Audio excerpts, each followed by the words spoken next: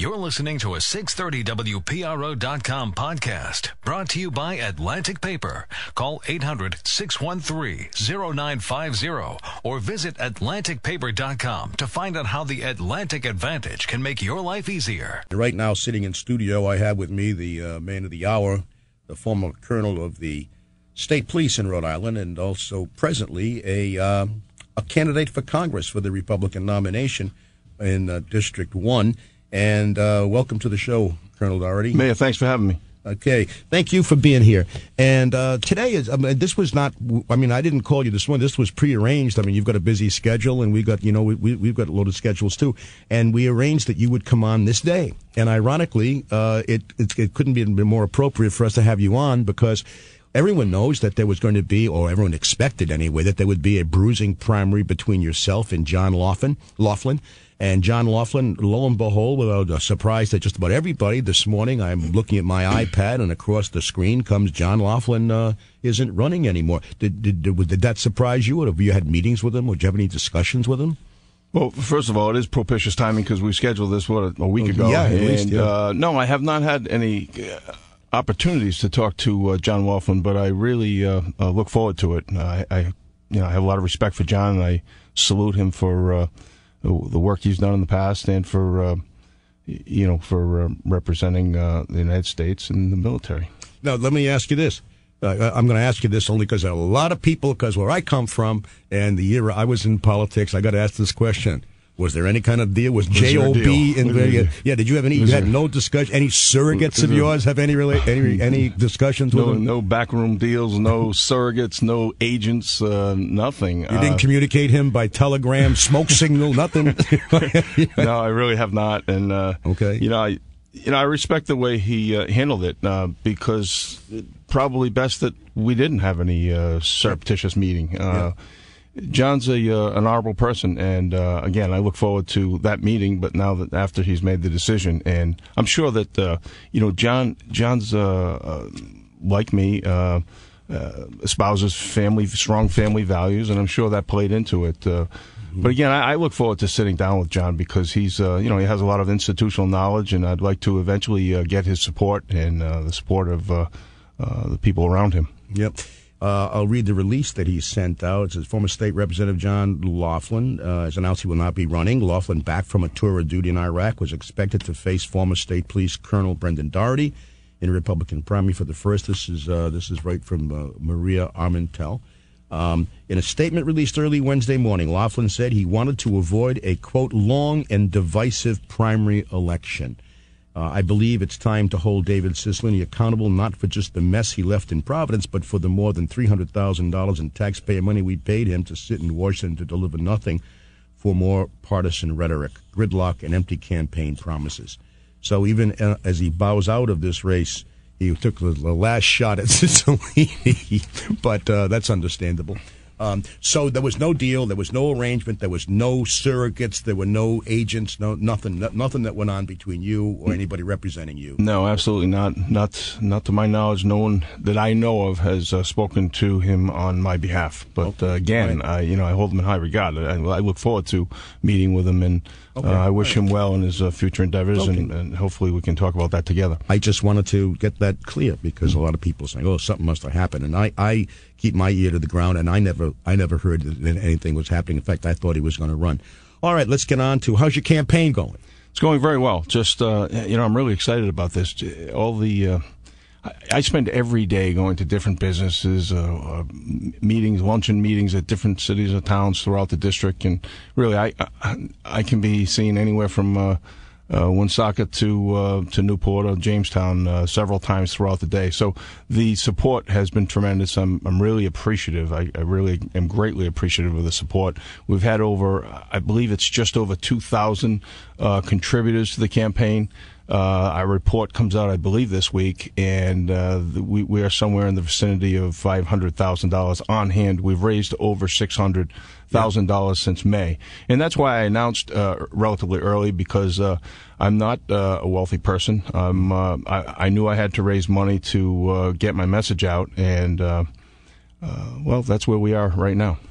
There's a lot of issues that are going on right now. The debt ceiling.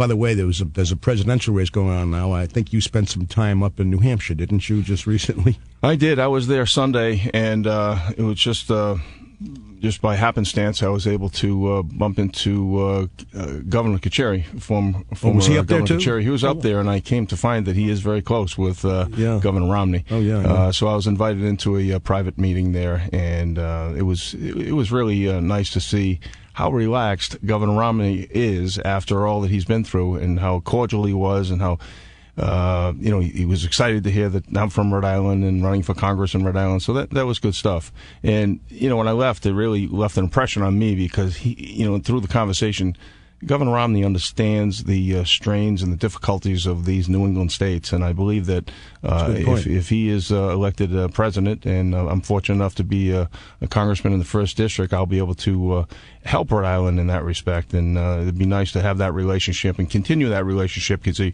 it's already been established by Governor Cianci. So that's an interesting thing. So former Governor Cianci is part of the Romney team up there, or he's part of his campaign?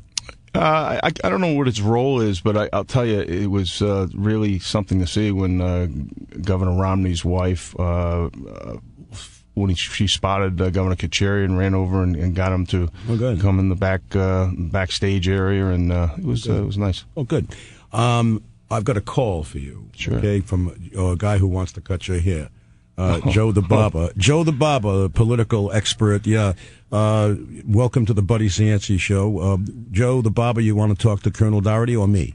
No, I want to talk to you. I can talk to you all the time. I only see the Colonel about once a month since he's running. He's a little busy, and he's got to go to all the barber shops so that he can get all the customers to back him. Well, hey, Joe, how are you? How are you, man? Good. Any jokes for us today, Joe? Yeah. I can't believe it. Way back in the barber shop, I said to you, about Loughlin, and you says, Joe, he ain't going to run. He says, when he gets back, you said it to me. You said that by the time he gets back, I'm going to have plenty of money. I'm going to have canvas. I'm going to do retail polish. I'm going to have it all set to go, and he can't catch up. And, you hit it right on the head. You hit it right on the head. That's why he's out. Well, I think maybe there's a divisive primary, and he has been away for a year or so, and almost a year. If you believe that, I got a bridge in Brooklyn I'm going to sell. Oh, well, I resold it, Joe. I love it. The thing is, look, I'm a Democrat, as you know, but I also like you. I got you. Are you in his district? There. I want to see right now. Of course I'm in his district. Are you going to vote for him, or if it says Cellini, who would you vote for? I ain't telling nothing. You're not telling anything? Not yet. Not yet. All right. Not yet. Because Joe, they wanted to. You say you're a Democrat. They wanted to raise your tax 1%, and you wanted to turn like a right-wing conservative. Right, and they threw me out of the Democratic Party, and they wouldn't let me on the redistricting committee. So right now, how's that working out for you, Joe? Yeah. Okay, so these guys here are not on my favorable list. So if they're going to keep treating me like that, I may join the Republican Party. I like that one. Oh, that'll put you in good stead with the Democrats. Yeah. All right, Joe the Barber, you wanted to ask about how redistricting is going to affect this campaign with Brendan Doherty. Okay, Joe the beautician was just on with us, and he wanted to ask a question, but he got tied up fooling around. But he said, how's redistricting going to affect you? They took 7,200 votes right out of South Providence, boom, and put them in your district, and they took Burrillville, I guess, was it? No, they took just Burrillville, I think, and moved it over. Yeah, there were several different maps, and originally, I think they wanted to carve out my town. Your own town. And move Cumberland to Westerly. But eventually, I think the last agreement was that's going before the legislature was to move, I believe, 75,000 people over rather than the required 7,000. Originally, it was going to be 125,000. They were trying to carve out North Smithfield, Smithfield, and Burrillville. But as it stands, North Smithfield and Smithfield are back into the 1st District. Yeah. But they did, and that's I had that guy Brace on my show, and he worked hard. Yeah, he worked hard for $700,000. He'd have to work 233 days with no coffee break around the clock to justify the Scott all he got. Anyway, let's go to the telephones. Let's go to Little Compton and talk to Sal. Sal, you're on WPRO and 99.7 FM. Did your visa expire down there, Sal? In Little Compton? Not yet, and I'm hoping that the Colonel will give me give me an extension on it. Okay. Hi, Sal. How you doing? I'm doing good. Congratulations. I was in Laughlin's camp, and I was really disheartened when you announced, because I said we're wasting two good candidates. They're going to fight one another. Right. And while I'll miss John Laughlin, I'm happy that you're going to be representing us, because I know you will be representing us. Well, thank you. And I'm standing for you. And when Joe DeBarber wants to come out of the dark side and join us, he's welcome. But I'm standing for you in Little Compton, and if you need any help down there, please look to me. Sal, thank you very much. I appreciate your call. Right? I appreciate your support. I know you'll do us proud in this state. You're what we need. Well, Sal, I want to be a conservative steward of the taxpayers' money, and I'm just sick of what I've seen in Washington, when they just spend. We have a spending problem there. We really don't have a revenue problem, and I believe government is too big. And I've said this. I say this in the events that I attend. That I worked alongside of the government for most of my career, not for them, but close enough to them to see a lot of waste, and it's just astronomical, the waste. And the mayor has talked about Senator Colburn's list of, I believe it's 100. I'm going to come out with Brendan Dougherty's top 1,000 when I get to Washington, because I want to that'd be wonderful. I want to shine a light on the fraud, waste, and corruption in Washington. So, and you know, Little Compton stands for austerity, and right. and we're the town with no stoplight, no red lights, no street lights. We keep the cost down. I hope you have some stop signs out there. Right. Yeah, right. We do have stop signs. I'm just kidding. And we pay attention to them. I travel down there quite a bit. I love Little Compton. A lot of great people we're there. looking forward to seeing you down there. Please contact me when you need some help. I will, right. Sal. Thank you. All right. Thanks, Sal, for your call. All right. Let's go to Alan Sean Feinstein. Alan Sean Feinstein, Happy New Year and welcome to the Buddy Cianci Show. How are you today? Alan Sean. Did Alan hang up? Alan's still there. Well, keep him over there. Let's just go to another call. He went off to write a check to a charity. He'll be right back. Oh, we got him now? Yeah, can you hear me? Yes, I can. I thought we were going to put you on a resuscitator. We thought maybe you were rolling a 7 there. We said, where did he go? Not yet. Hi, Alan. Alan, Brendan Dougherty here. How are you? I'm fine. And Brendan, I think Mayor Cianci's listening public should know something about you. They should know that you called me one day out of the blue to ask me how we could work to help high school students, to get them to give more of themselves to help the needy in their community. You really care about the youngsters and the communities in this state, and I want you to know that I'm not a Republican, but I admire you, Brendan. Thank you, Alan. I recall that phone call. It was some time ago, and I have done a lot of work with the inner city kids. But I thank you too for all the work that you've done to help kids from throughout the state, because it's just really you're a Rhode Island icon. I appreciate your work. Well, I admire you very much, and I hope someday we get together. And the best of luck to you. All right, Alan Sean Feinstein. Thanks very much for calling, and call again sometime. All right. Let's go to Mike from Walwick. Mike, you're on WPRO and 99.7 FM. Go ahead. Buddy, how are you today? Thank you for taking my call. Yes, sir. Hi, Mike.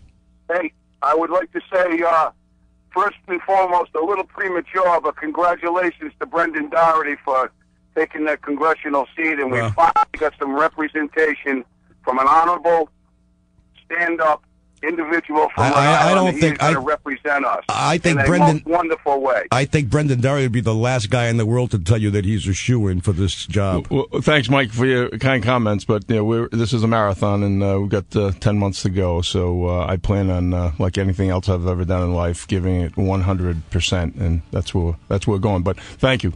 Tell me, if you get to Congress. And it's not a sure thing. I mean, I know that Cicilline's not running well in the polls, but he's a good campaigner, and he's a Democrat, and this is going to be a Democratic state, obviously.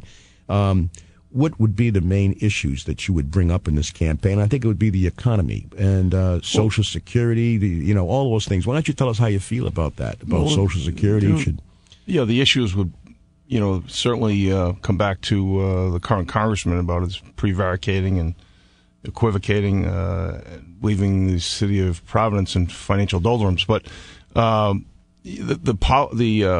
the issues that I'd be talking about is tax reform. I think we need tax reform. I think we need energy. I think America is an energy-rich country, and we're not able to.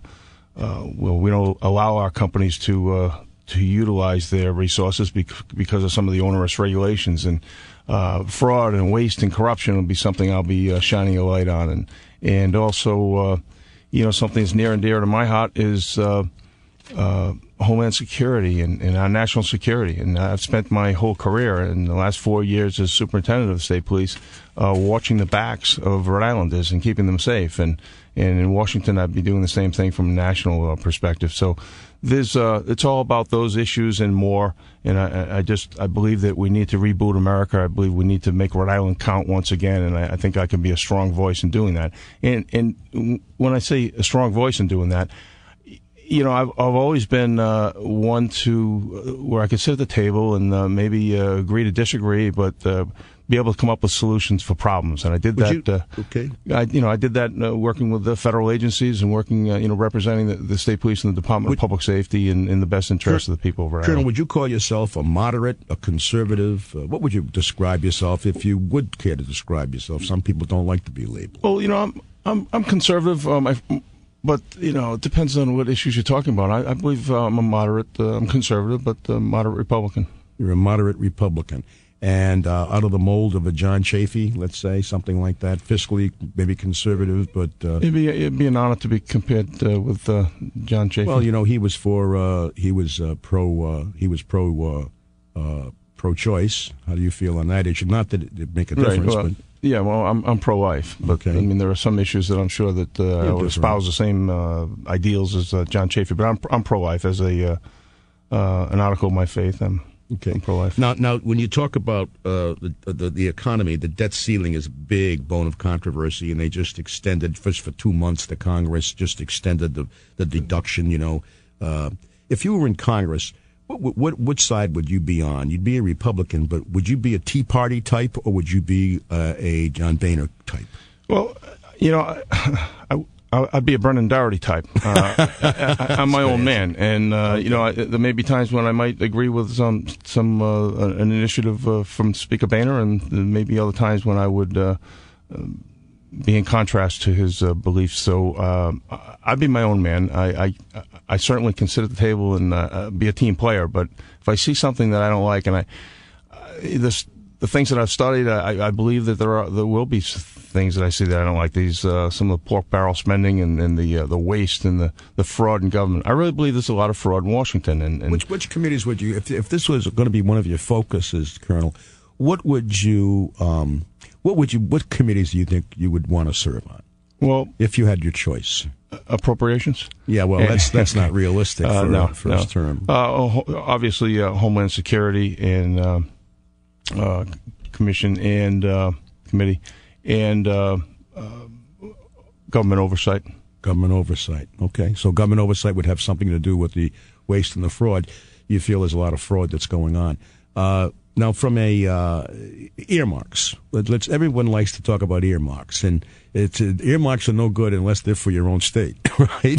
So, how do you feel about earmarks? Everybody talks about them. What would you, supposing someone came to you and said we needed $500,000 for a community center in Burrillville or someplace, and can you put it in as an earmark? Would you do that, or would you hold fast and say, we can't do this kind of stuff anymore? Well, let me just say, if it fits into, if it's helping Rhode Island and it's not incongruent to the normal course of business in Washington, then I'd be supportive of it. But there are some other items that I've looked at that are just a waste of money. You know about the bridges to nowhere and the sidewalks to nowhere and things like that. Those are the things that I'd be focusing on when I talk about shining a light on fraud and waste and corruption. Look, when we talk about companies like Solyndra. Solyndra took us for $536 million, $500 million of taxpayers' money. Those are the things that shouldn't happen. No, they happened because the administration made it happen or allowed it to happen. Now, speaking of that, your own brothers and sisters who are on the would be your colleagues have all made some money. Not all of them, but a lot of your congressional colleagues, if you make it, are involved in insider trading. Would you be involved in making sure that you would put legislation in that would be, or join in legislation that would prevent that from happening? We all know the story of Sheldon Whitehouse. Well, of course, I would be. That's one of the things I talk about when I talk about fraud and waste and corruption. That's a quintessential example of it. I mean, it's terrible that someone would make money on inside information in Washington. I really that just cuts and to not the be heart. punished for it, and it's legal, but someone bought that stock exactly, and lost money on it. And I believe they just put a bill on the shelf to address that. I mean, these are the things that we need our Congress people to speak up and speak loud. But sometimes you don't see that because I believe that. There's a certain nomenclature there, and people will put in the back burner if they speak too loud. But I don't care if my chair ends up in the parking lot. I'm going to speak up. Let's go to Dave from Cumberland. You're on WPRO and 99.7 FM. Go ahead, David. Mr. Doherty, I thank you for taking the call. Hi, Dave. I completely agree with you. The Washington, there's a lot of waste going on there. I'm a big fan of the Ryan budget plan, and I was just wondering if you were in Congress, would you have voted for the Ryan budget plan? Well, Dave, I think we need to come to bipartisan solutions, and I think we'll be doing that in the future, is looking at these bills, and it can't be just one-sided. We need to be able to come to, like I said, a commonality of spirit. So going forward, I'd take a measured approach and what's in the best interest of the American people. We have entitlement programs that we need to look at, but for example, Social Security. Social Security, in my view, we made a social contract with our seniors, and we need to uphold that, and we need to support our seniors and make sure that our seniors who work so hard to get where they are safe. And our seniors about to go on Social Security should be safe. And we need to look down the road, not kick the can down the road, but look down the road to just change those benefits for, let's say, somewhere around 1960 and up, based on a CBO, the Congressional Budget Office. Well, all right. Okay, David, thanks for your call. Tim from Narragansett, go ahead. You're on WPRO and 99.7 FM. Hey, buddy, how you doing today? Pretty good, Tim. That's good. Hey, Brendan, how you doing? Hi, Tim. How are you? Great. I'm kind of like a liberties and freedom kind of guy, and I guess my questions are going to be kind of like pertaining to that. Would you work to repeal NDAA, which is the authorization the president now has to indefinitely lock up American citizens without a fair trial? And would you work to basically repeal a lot of the injustices done by not by Homeland Security, but by the Unpatriot Act? Well, you mentioned the NDAA. Is that correct? Yeah, that's what he said. NDAA, and I don't want Homeland Security being allowed to use the Unpatriot Act as far as coming into our bedrooms, eavesdropping on us, and things like that to that effect. Well, Dave, we may differ on this topic, because I believe that we can never let our guard down again, and we're in a post 9/11 era, and government needs to be able to, if they've identified some information pertaining to even an American citizen that may be engaged in some activity that may be not in the best interest of this country, they need to be able to respond to that. So I understand where you're coming from, but I think we may disagree in that one. All right. Thanks, Brendan. Thanks, Tim. Tim from Narragansett. Let's get a little bit in foreign policy, because you have to do some I guess, voting on foreign policy issues. Iran is a threat to the United States, and many people feel. I think you're living under a rock if you don't think that that's the case. Iran is talking now about nuclear weapons. If you were in Congress and let's say you were involved in a situation where you'd have to make a decision as to what should happen in the event that they pursue nuclear weapons, what would you be? What would your philosophy be on that? Well, obviously, we need to take a measured approach with any geopolitical issues that would greatly impact our relationships overseas. But as far as Iran, I mean, we've got to difficult situation. What we see in Iran, what we know of their intent to get nuclear weapons, but I think we need to demonstrate soft power and smart power, but we cannot advocate for. We need to dissuade Iran from continuing diplomatically that practice. Diplomatically, but we know we need to measure or balance the U.S. interests with any desired action, but we can't allow Iran to have nuclear weapons.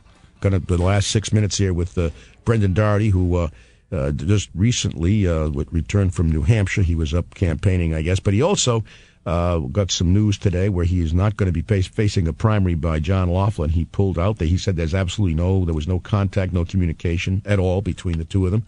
And Loughlin just got out for whatever reasons. We're going to have John on next week, I hope, to explain why he did what he did. Let's talk a little bit more about your positions. When we talk about you're going to Washington, you told us you'd like to serve on Homeland Security because you didn't think you'd get appropriations. And government oversight, and you'd like to be involved in that because you think that's the root of a lot of evil in the government today, a lot of overspending. Tell me something. How much relationship should a congressman have with the governor, let's say?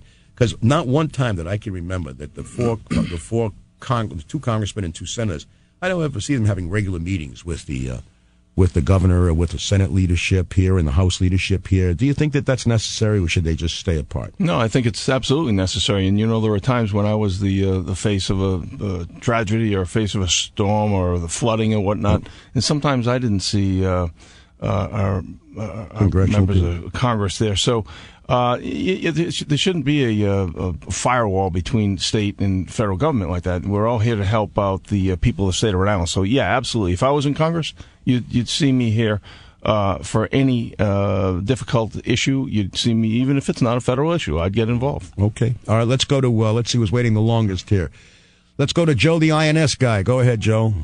How you doing, buddy? Pretty good, Joe. Hi, Brendan. Hey, Joe. You know Joe. Joe, how are you? Okay, listen, I got a question. You were unfairly accused of supporting Romney in his attempt to repeal the DREAM Act, which this was by Ed Pacheco, who's head of the Democrat Party here. Yes. Of course, there's a problem with that because the DREAM Act never passed. So, you can't repeal it. Oh, he said you were involved in repeal. Was he talking about? Well, the act never passed. The federal DREAM Act. It's never passed either house. But Ed Pacheco said that Brendan Doherty was going to support Romney in repealing it. I'm interested in. Joe. It reminds me of an old. I've had a couple of people take some unnecessary shots at me lately, but it reminds me of an old saying by Benjamin Franklin that I've long been associated with, receiving more credit and more blame than I should. Let one balance out the other. It's a lot of every public person. So, I don't know where Mr. Pacheco was coming from with that. I wish him well. I just I'm curious because you're interested in Homeland Security. You have a lot of background in it, and where you stand on that and on the potential amnesty. Well, first of all, I think we need to secure our borders better than we have thus far, and I think this administration has failed us in that area. Unfortunately, there's a mixed message out there. There's some areas of the country are a sanctuary area, others aren't. And it's terrible. Yeah. We have immigration laws. We should enforce our immigration laws, and we should not. There's bifurcated issues there. We need to address them. Congress needs to address that and come up with solutions quickly because we're missing it down there on the border. And, this is a post 9/11 era.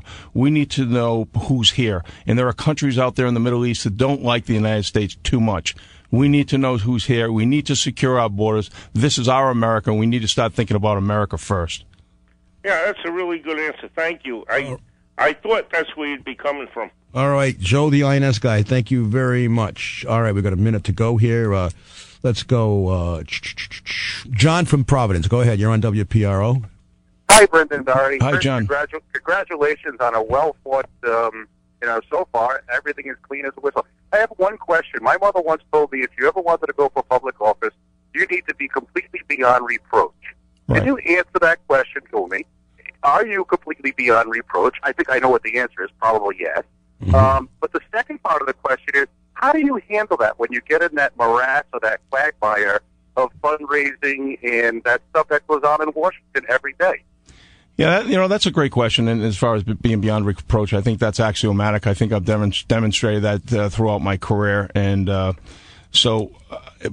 in relationship to fundraising and meetings you have to participate in, that's just something I'm very, very careful with. Because and I tell you, there are some PACs that I wouldn't approach. There are some areas, there's some people that I wouldn't ask for a donation from because they just would not be amicable to your points of view, my lifestyle. Yes. Right. I had a couple of other things. Are we wrapping up? If you could, just a few seconds, go ahead. Yeah, well, John, thank you for calling. I wanted to talk about jobs. We need to grow jobs in this country, and it's really important to me. And we need, I believe, we need tax reform and bring our corporate tax rate down from the highest one of the highest in the world, 35%, down to about 22%. And talk about repatriating and allowing our multinational companies to be able to reinvest in America and stop keeping they call it parked overseas. We don't need it parked overseas. It's an estimated $1.4 trillion we could bring back to our economy. So we need a territorial tax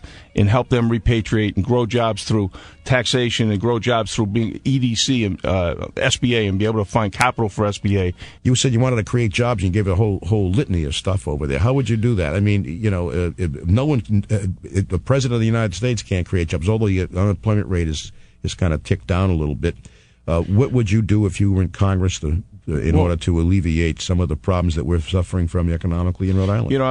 I think I left off when we were talking about multinationals. There's an estimated $1.4 trillion overseas, but also to be able to, we need to look at tax reform. We have this Byzantine tax code that needs to be simplified for Americans. So it's all about taxes, and I already talked about energy, how we could bring jobs to America through allowing our companies to safely drill. I mean, we need a blend of energy in this country, whether it be solar and wind. But we also need to look at the Outer Continental Bank, the untapped oil lines in the Outer Continental Bank, and the our shales throughout the United States. So there's an estimated 1.2 million jobs out there if we allow these companies to operate. Now, what would that do for us in Rhode Island? We won't be hydrofracking or drilling in Rhode Island, but it would bring the cost of gas down at the pump. And we don't need to be relying on these OPEC nations and people like Ahmadinejad, who don't like the United States too much, to dictate what our hardworking Americans are paying at the pump, and hardworking Rhode Islanders right here. But there are a couple other things. We need to segue over to back to Congress. Congress has about a 9% approval rating right now.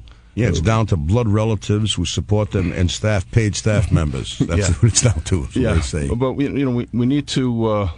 In my view, we need to change the culture in Washington, and we need to raise the bar of ethical standards of our elected public officials. So that's why I want to go to Washington. Someone asked my daughter the other day. A young girl asked my daughter, "Why would your dad want to run for Congress when all we hear is that these people in Congress just help themselves?" And my daughter's response was good. She said, "That's why my father's running, because he wants to help change the culture of Washington." All right. So there's one thing else I wanted to make. Well, actually, on that topic, can I tell you a congressional joke? Yeah, please do. All right. So there's two guys in Washington. They were walking around. I thought the whole thing was a joke. There's two guys in Washington. They were walking around looking. They were from out of state, and they were looking to get a cocktail, and they saw a sign that said 50-cent drafts. And they couldn't believe that, so they walked in and they said to the bartender, how do you serve 50-cent drafts here? And the guy said, "Well, to be quite frank with you, I'm the owner, and I'm independently wealthy, and I just like people, and I like people to come in. I like talking to people, so I drop the price down. It's 50-cent drafts." He said, "Wow, that's outstanding. Now, why is there a long line at the door?" And the bartender, the owner, said, "Well, those are congressmen. They're waiting for happy hour." So again, Congress has a low approval rating, and I plan on going to Washington to help change that culture. Another thing I want to mention, I want to congratulate our old friend John Partington, who is getting an award tomorrow night. He's, as you know, many of your listeners know, he passed on, and also Colonel Walter Stone and Vin Vespi are all going in the Hall of Fame. The Hall of Fame. So three deserving individuals. Yeah, three great Rhode Islanders. So yes. I'll be there for that, and I appreciate their service to our community. Great. Okay, and that's tomorrow night. Where is tomorrow that? Night. That's at the I believe it's at the Crown Plaza. Okay, great. All right, let's go to Rick from Cranston. He's been waiting the longest. Go ahead, Rick. You're on WPRO and 99.7 FM. Hi, Mr. Mayor. Colonel, it's an honor again to speak with you. How are you, sir? Good, great. My concern is I think you're a breath of fresh air, and I agree with what you said about changing of the culture. But what about getting elected in Rhode Island when we've got someone who's such a great liar, as the mayor mentioned a moment ago, an hour or so ago, I was listening to the mayor. I mean, he's so good, so effective. How do you get a message across to Democratic Rhode Island? I would be thrilled to vote for you. Being in Cranston, I don't think I can. But it's not too late to move over. Yeah. But I would love to vote for you. But again, I listen to the mayor all the time, and I think he's right on. I mean, we've got a guy that's brilliant. He has his doctorate in lying. I mean, everybody in Rhode Island feels the same way, that the guy lied, and yet he gets his message across. You know, Providence everyone goes out and votes for the man. Not everyone. How do you get your message across? Well, I appreciate your call, and throughout the next 10 months, I'll certainly be able to demonstrate the sharp contrast between myself and the current congressman. But, I need to focus on my campaign, and I think people know me for strong ethics and integrity, and I've comported myself professionally throughout my career, and I'll continue to do that. And if I'm fortunate enough to go to Washington to represent the people, I'll make them proud of me. Okay, thanks very much for your call. Let's go to John from East Providence. John, you're on WPRO and 99.7 FM. Go right ahead. Hi, buddy. How you doing? Excellent, thank you. Good. Hi, John. Brendan, I was quite delighted today when I heard about the defense contract for Newport, and I wonder what you're feeling. I hadn't heard you say much on the defense in the defense arena, you know. Yeah, that's a great question. I'm glad you opened that up, because our defense accounts for about, I believe, just a little over 4% of the state's economy, and it employs about 16,000 people throughout the Quidnick Island and in the Providence area. So I'm a big supporter in a strong military, and in doing so, we need to support our defense industry. It's not only good for Rhode Island, it's good for America, and I greatly believe we need to have a strong military and secure our borders and I plan on I plan on visiting some of our these companies throughout Rhode Island. I to tell you the truth, I have not even ever been to Textron or one of these others, but I'm a big supporter of them. And that's you mean Electric Boat? Yeah, Electric Boat, and they've just been very. I'll tell you, there's a lot of people who work at Electric Boat, and those. I was happy to see that there is Electric Boat does foresee adding thousands of skilled workers over the course of the next few years, but the total people who work at that Electric Boat company is workforce in Rhode Island is 2,300 people. And in Raytheon, this is, it's well, defense industry is big in the Quidnick Islands. No question about that. All right, Brendan Doherty, the man who wants to be your congressman, and he has been with us for the past hour or so, and he got some news today that he will not be facing the primary. You haven't heard about anybody else who wants to run against you, have you? No, I have not. Okay. All right, thanks for being with us. Thank you for having me. I appreciate it. Thank you, Colonel, and thanks for coming in.